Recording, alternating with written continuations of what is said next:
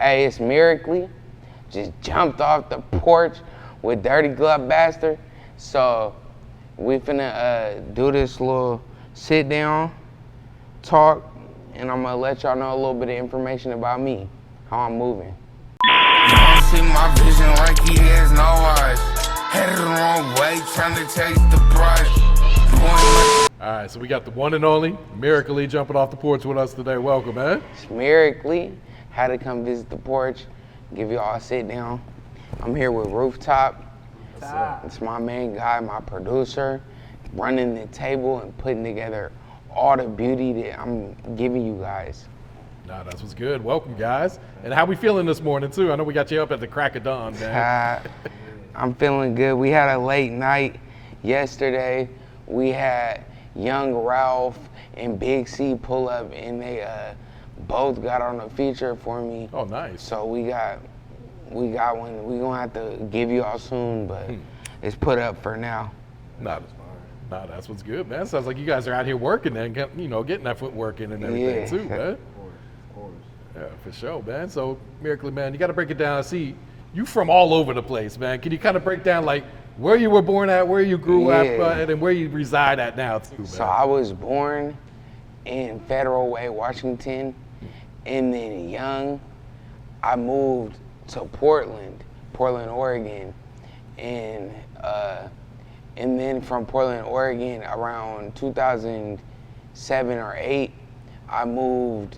Might have been 6, not exactly sure, but I moved out to Las Vegas, and I lived out there. And then around 2012, I actually moved back to Portland. Okay. And I actually reside there until after my brain injury. I just bought a house in Colorado, so now nice. That's home, Colorado. Okay. So I could imagine Portland and Vegas being two completely different cities, man. Yeah. How'd you adjust and adapt to living in those two different cities too, man? Honestly, I was much younger, so it was a little bit easier and quicker to especially moving from Portland to Vegas. Yeah. I was still real young, so it wasn't too difficult, the adjustment. But now moving from Vegas back to Portland, that was a big change. What would you say was like one of the biggest changes? Was it just like the culture in Portland compared to Vegas? Or? The weather for sure. The weather, The weather for sure. But it's just much difference. Like when I lived in Vegas, I was out the way. I went to a nice little elementary school. Like I didn't leave my apartment complex. I live in a big gated apartment complex, and I didn't really leave it. I wasn't allowed to leave it. We stayed in them gates. So I had like about 20 younger friends my age, and then moving to Portland, I was really on the streets. I was a numbers baby, kind of like when I moved out there. I stayed on 136th. But like up to 181, that whole southeast area, I kind of ran the streets out there, and things just changed severely in life for me personally. Would you say that's when you jumped off the porch when you moved back to Portland then? Yeah, 100%. Okay. I was in the bedroom in Vegas, but we off the porch. When we moved back to Portland, we got off the porch. Yeah. And what would you say led to you jumping off the porch when you moved back to Portland then? Really just being in the mix. I had a group of friends. We stamped ourselves, ask ya bitch.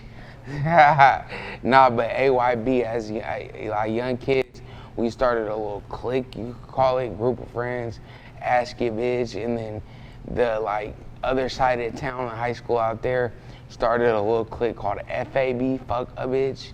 Really? And then so we was bumping heads that way. I always kind of stayed out of the gang politics for the most part. I tried my best at least, so I wasn't a huge part of the gang politics, but there was things turning up on other parts. Oh wow, shoot. And what were you into as a kid, like growing up? Like were you always into music? Were you playing sports? Or Football. I loved football a lot. And Xbox 360, when people still played that. You know, I was on that like Modern Warfare 2, like Black Ops, like the first one, zombies and like shit like that. You know, I was real caked up with the game console, and yeah, so I wasn't really up to much. Okay. And what'd you do after high school? Did you go to college? Were you just working a job, or? Yeah, that's actually how I received my traumatic brain injury. When I graduated high school, like I think it was pretty quick, like within like 2 months, they had me working on job sites for, I'm not sure if you ever heard of scaffolding. Yeah. Mm-hmm. I was a scaffold erector, and like two years and a couple months into my career, because my uncle, top dog, now my uncle, he's one of the best scaffold erectors on the West Coast, so I can say that. And he got me the job, so I was working hard, I was respected, all that. And then sadly, one day I was at work and a 750-pound steel beam got picked and the rigging failed. And it was like right over my head, so it dropped and like hit me in the back of my head. I was told by a man standing next to me that I was bent down pulling nails because we were tearing down the job. And I stood up, and the second I got all the way up, it hit me, and I flew face first into the ground so hard that I bounced up about 3 to 4 feet is what I was told. Holy shit. So, yeah, like after high school, I transitioned into the labor life, and I got a job in the union. I was making real well money for my age, no questions, and that just didn't turn out the best for me. Yeah, man. So when the beam drops, does anyone yell? Like, are you aware that something's happening? Or? I went comatose for 31 days. True. So you don't remember much, huh? I don't. What was the last thing you remember then? My memory before the accident's pretty fuzzy. Yeah. My memory kind of got cooked. So, True. like, I can tell you what I know. Like, I was working at the Intel campus, and that's all I was told that. So True. I don't remember. Oh, I woke up, I hopped on the freeway, and nah, it wasn't like that. It was just I woke up there, and like you see right here on my neck, that's a scar from a tracheotomy. And when I was in a coma, they had the tube coming on my neck called the trach. Yeah. And so when I woke up, I couldn't speak. I was missing the right side of my skull. I'll have a photo sent to you. You could display it for the people. But they removed the right side of my skull, and so I couldn't stand up. They made me sit in a wheelchair with a lock belt. Craig Hospital. I love y'all. Y'all did me right. But them wheelchairs with the lock belts was real bad.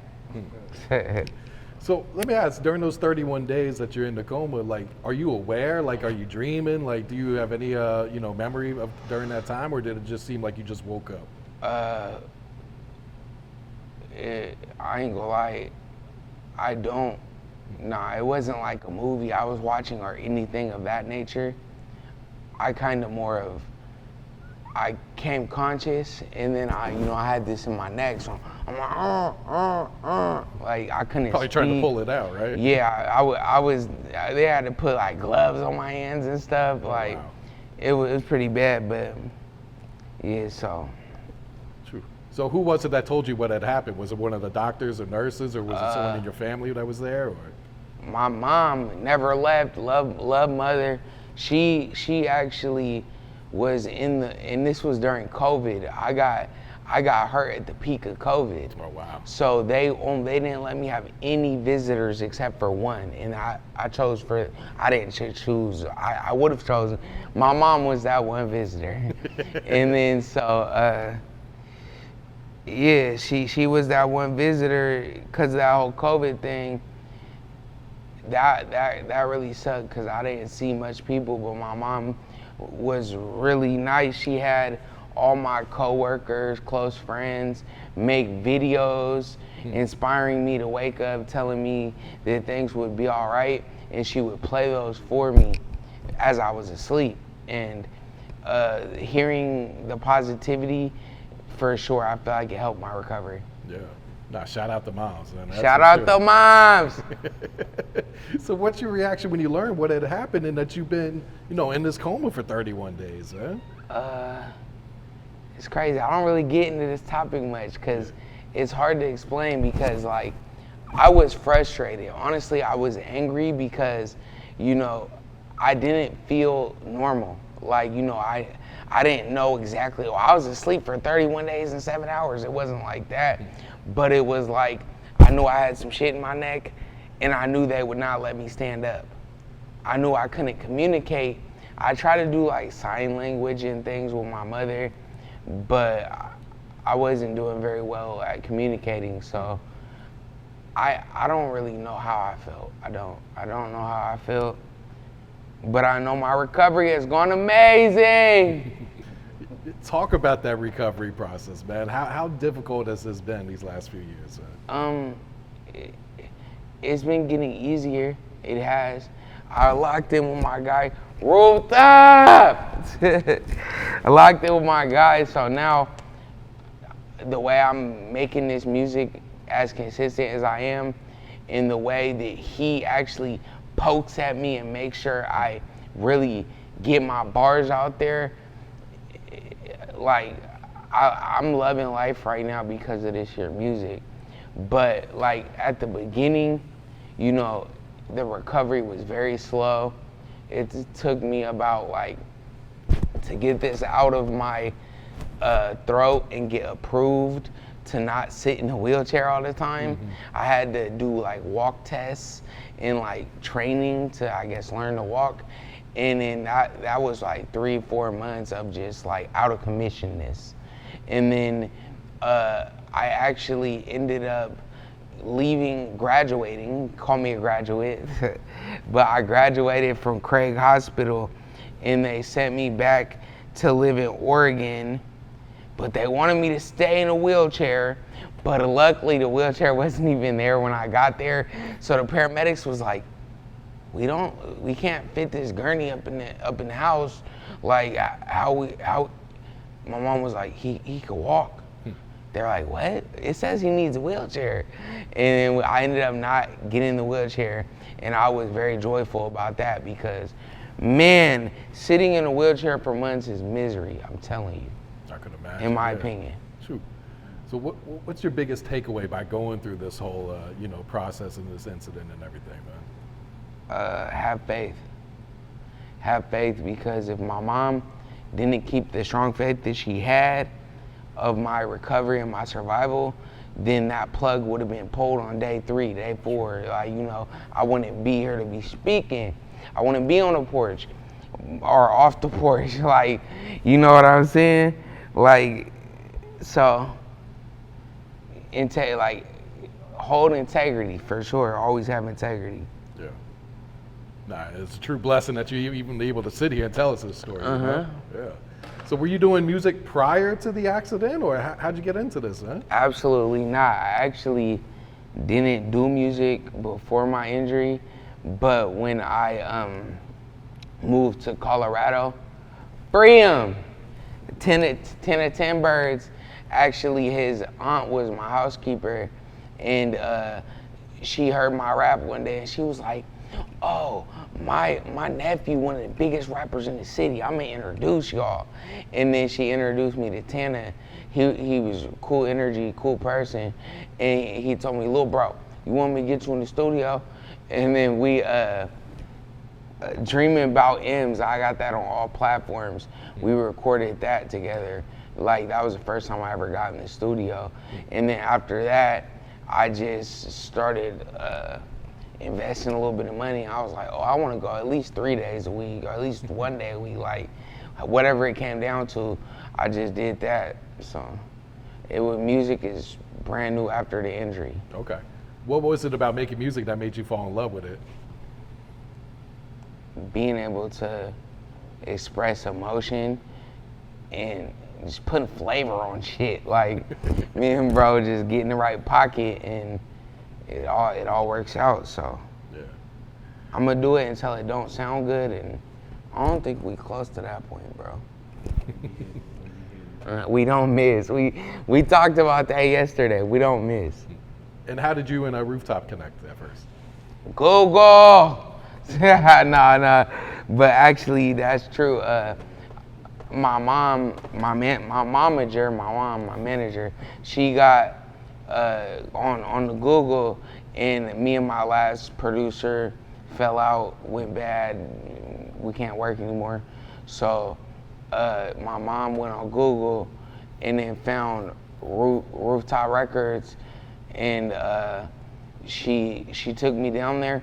We vibed, and I felt we had a good session. So I was like, Mom, please book a session tomorrow. I came back the next day. It was another good session. So then we've just stuck to about 4 days a week for the last multiple months. Oh, for real? Okay. Yeah.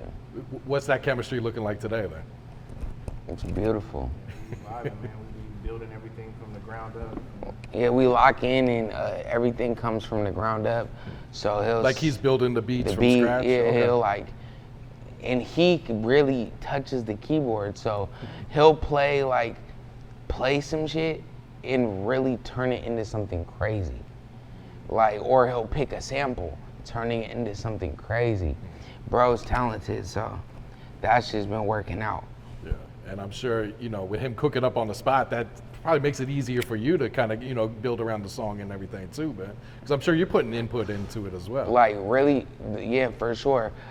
He allows me to sit at the table. The nigga's a master, he don't need my help. But and sometimes I can tell the nigga a little frustrated. The nigga like, damn, didn't you do that for the last 12 sessions? And nah, I'm just playing, but like, he lets me sit at the table and actually make something work, and then all he does is give the couple tweaks it may or may not need, and then he'll finish making the beat and we'll just cook up. Yeah. And like, it's dope because all my beats are curated around my songs, because I'm a writer. Okay. I mean, I can't come off the top since I locked in with him. I've been getting into doing that more, but we curate all the beats around the lyrics. So that's another beauty. So you're saying you write the song first before he makes the beat? Yeah. Okay. I write. A lot of people like, how do you write to no beat? Yeah, a lot of rappers can't do that. It's butter. It's butter, baby. And how did we come up with Myrically? Did you come up with that? Did you think of that? Break this down, man. My mom is a large help with that. I ain't gonna lie. Myrically is really just, I'm a miracle and I'm lyrical. So lyrically, I do elaborate. Nah, but yeah, just miracle, lyrical, lyrically. Okay. Yeah. Do you remember the first song that you put out, like on all streaming platforms? Or?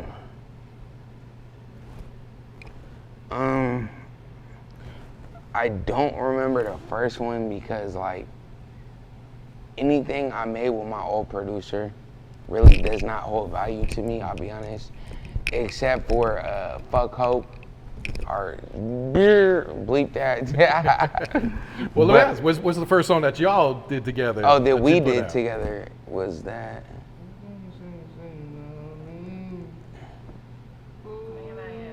Okay.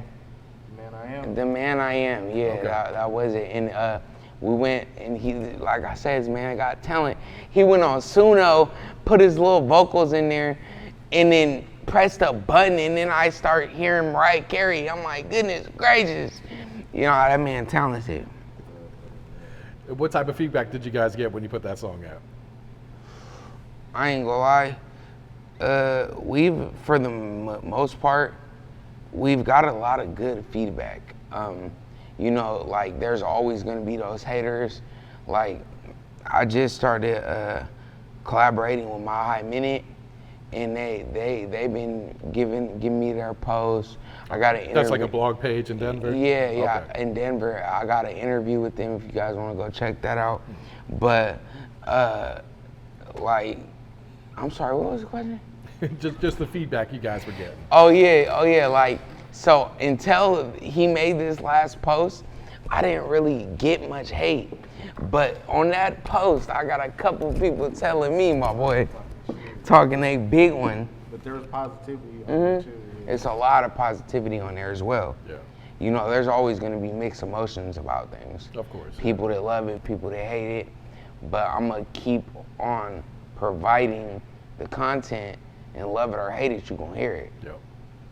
Now, I tried to count. I counted at least 30 songs that you put out just this year. This year, yeah. Just this year. Just not just with this guy. Like, me and him, we dipped in the backpack, and like I said, I'm consistently coming in, and it's getting scary because my momager, she don't even know the drop order anymore. It's like, I got all these ding unreleased songs. It's like, yeah, so. We have been working heavy this year, and this year is barely halfway over, so, you know, by the end of the year, we gonna, and then also actually, let me just stop, because I'm dropping a project with Ray Reed. Okay. This August. So, like, we gonna try to hit y'all on the 4th. We'll see if that's real soon then. Real soon. And it's gonna be like, what's happening is we can get you guys in the comments. I'm trying to get my man Rooftop on one of these tracks. Yeah, so What, like the rap on it? yes, Oh, okay. like he is immaculate at the production side of things, but he was actually a rapper. And like, you can go stream him or whatever, but he was actually a rapper, and I think he's good. So nah, but we gonna give it to you guys. Like I said, we are trying to get Rooftop on one. Okay. If it don't happen, it don't happen. But beginning of August, be ready for that. Okay. Yeah. And what's the chemistry like when you and Ray Reed are working together then? It's living proof. Nah, that's the project name. But ever since I locked in with Ray Reed, he's a very genuine person. It's like, you know, a lot of people with bigger names are always on the money grab or whatever that looks like. Me and Ray Reed are actually friends. That's my brother. I got a basketball court at my house. He can pull up and bring his son to come hoop whenever. That's my guy. Yeah. What type of vibes have you guys been cooking up for the project then? We got a video releasing. I ain't gonna lie, it's kind of a project that moves around. It's living proof, like really, just we speak like positivity, money, talk about the bitches, like whatever. You know, it's like we're really popping on that tape. But go check out. Is it No Love to Show Love? Show Love, okay. It's real heartfelt. Yeah, real heart. It's heartfelt. That one's already out right now? Yeah, that one. No, it's not out. The video will be dropping. Actually, hopefully, we're ironing things out right now. But the day the project releases, we're gonna try to get that video to you guys within a day or two of the project releasing. Okay. Crazy video. Wore suits and shit. Taylor. Wore suits up in the mountains. It was wild. Oh shit. Okay. Yeah, it was real dope. Yeah. And going back to the 30 songs that we already put out this year, was that your intention coming into the year? Like, man, let me go ahead and be consistent and drop all this music, or was it just you guys making so much? I ain't gonna lie, let's go that's ahead? been the goal. I just was not locked in with the right person. Had a bad backing. Now I got a momager that's doing her thing, her little Dougie, and then I locked in with him, and it made me truly enjoy the music more. Like, he doesn't let me just say bullshit. Like, if I say a bar is not clear, redo that. If I say it and then I changed it from the first one because the first one was good, it just had a crack in it, then he makes me do it again. Yeah. And then it could be just keep going. I'll redo something 5-10 times, and it don't matter. And he don't let me just get mad, like, all right, fuck it, I'm going home today. Like, you know, we make things sound good, and he, like, makes sure that we have a complete project every day we put something together. Okay, yeah. And talk to us about this bag getter video that you guys did in Vegas. Okay, that was sticky. That was real sticky. We went out there and Taylor Motions got with us for that. He, best video guy in Vegas. You need a video in Vegas, tap me on my guy. But yeah, we started off at the sign. We had to pull out 200 from the bank and get sticky with that. Nah, but yeah, that was a beautiful production. So go stream it, comment, give us an opinion. And I like the song you put out earlier this week, this Must Be Blind. Yeah, that song is a banger. Nah, we gonna perform that tonight. Debut, you gonna get to see Oh, really? us. Okay. Yeah. What was the inspiration for that song when you made it?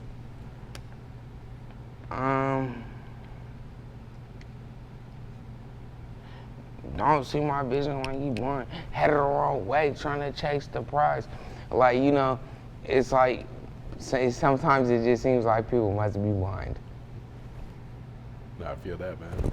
I see you also worked with Scotty ATL, man. Mm-hmm. How'd that come about? That Rooftop! Man, Sushi hooked us up. oh yeah, Sushi Too Raw hooked us up with that for sure. Did you guys drop a video for that one? Nah, Okay. we tried to speak about actually getting one for this trip, Yeah. but bro's on tour right now, so he's doing his Dougie out there. I think he's in OKC, I believe. Okay. So yeah, we weren't able to get a video for that right now, but it's a slap, so we gonna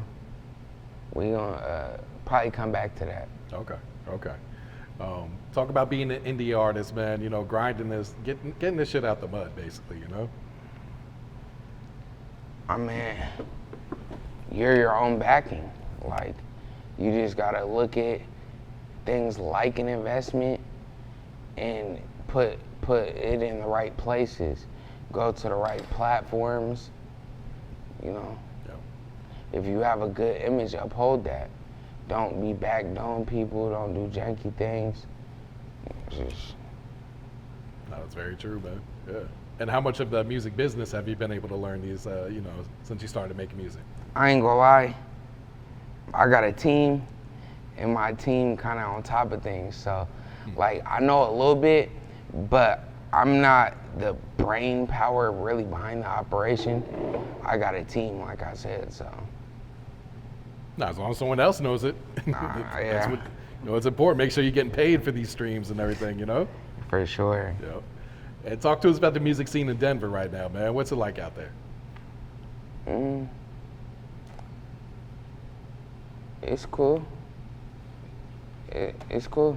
There are artists really stepping around doing their thing, but not everybody is consistent with the drops. So, like, I'll say that, but we got some hot artists out there, but it's just we need to, as a collective, everybody's become more consistent. Really, let's let the streets hear the music.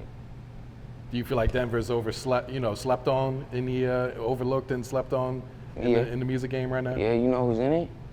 Who's in the music game in Denver? Myrically, come on. Yeah, we're slept on. We're slept on. Yeah. Is there any artists in the city you want to work with in the future?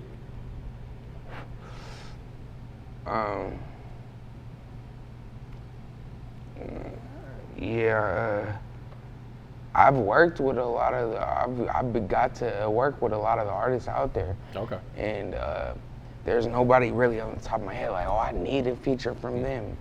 You know what I'm saying? So. Okay. Now, what about outside of Denver? Who's some artists you want to work with?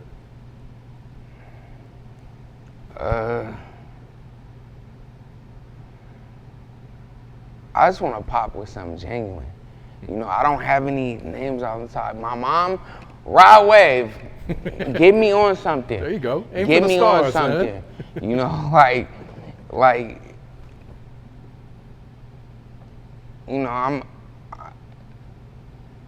I'm already Big Moochie Gray I got a feature in a vid with him coming to y'all soon. Okay.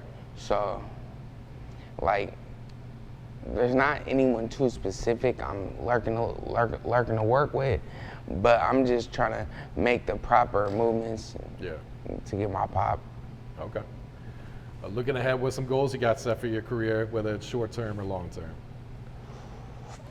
Stay independent for sure. We're not trying to sign any papers. And really just touch the people. Like, I want my tracks to be heard by a large amount of people, and I want them to be replayed. I want my songs to have value. Yeah. Why is remaining independent? Why is that important to you? Because I'm independent, and I'm not a sellout. I wouldn't sign papers just to get 100,000 and be in debt or like nothing like that. I just know, I don't know all the ins and outs, but I hear a lot of bad things about the labels in the industry. So I'm just not trying to do anything wrong for myself. I'm already financially set, bills are paid, homes are owned, cars are paid for. So like, I just don't need to sign the deal right now. That's a blessing right there in itself too, man. Yeah. If you could give some advice to some upcoming artists, what would you tell them? Just stay consistent. Like, you're always gonna get a handful of hate. You're always gonna get people that don't really see like what's to come out of the music you're making, but just keep your foot on the gas and keep making heat. Yeah. And what's some advice you would share to some others facing some hardship? Because I'm sure a lot of people probably counted you out, you know, when you went through the accident. And yeah, 100%. Because they gave me zero. So, like, a lot of people didn't see me overcoming what I went through. But, like, I'm always going to push this. Just have faith. If you feel like you know you can overcome a situation or a scenario, then have faith. Keep faith in that. And just keep moving, keep working. Don't stop releasing. Like for artists, just release. Don't sit on a song for a year and a half and then just release. Let people hear what you got going on. Oh yeah. And how proud of yourself are you, you know, that you kept the faith, you know what I'm saying? Because I'm sure during staying in the hospital, you're probably depressed, you know, not thinking that you was ever going to get out or, you know, your life would ever be the same and shit, but it sounds like you kept the faith that you knew shit would turn around for you, man. Yeah, really my mom being with me so much, like my mom was with me even during the COVID. They only let her stay in the building 16 hours. So she would be with me for 16 hours a day. And I felt the energy throughout that whole time of it being comatose. And when I woke up, she was still there. You know what I'm saying? Like, so she was a large reason in, like, seeing her faith helped me have her keep the faith, know what faith is. You know what I'm saying? So that's about that. Nah, well said right there, but go ahead and plug your social media so everyone knows where to tap in if they're not following you already. Okay, so Myrically Music on all platforms. Go tap in with that. I got my momager's doing her thing, so we're always giving you guys content.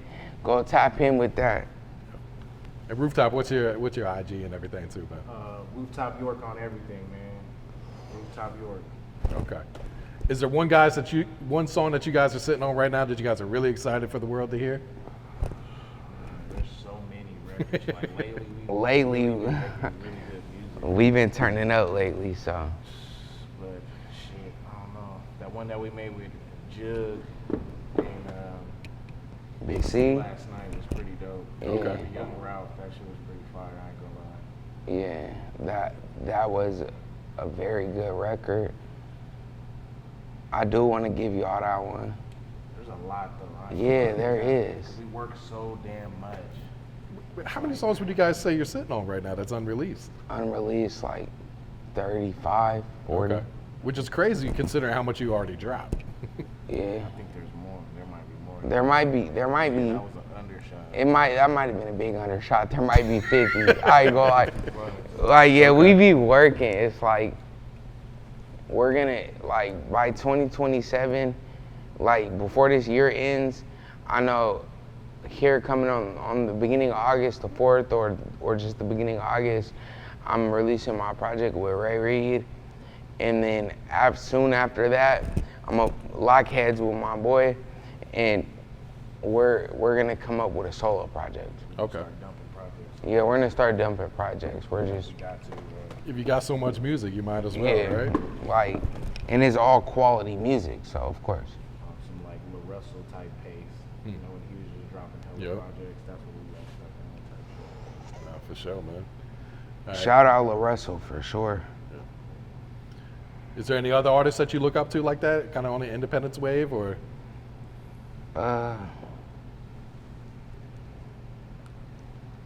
Hey, if I forget to say your name and you my favorite artist, I'm so. Nah, this brain injury kind of cooked We me. was talking about Dolph the other day. Oh Okay, yeah, yep. yeah. Rest in peace to Dolph. He was like very inspirational. Just how he moved.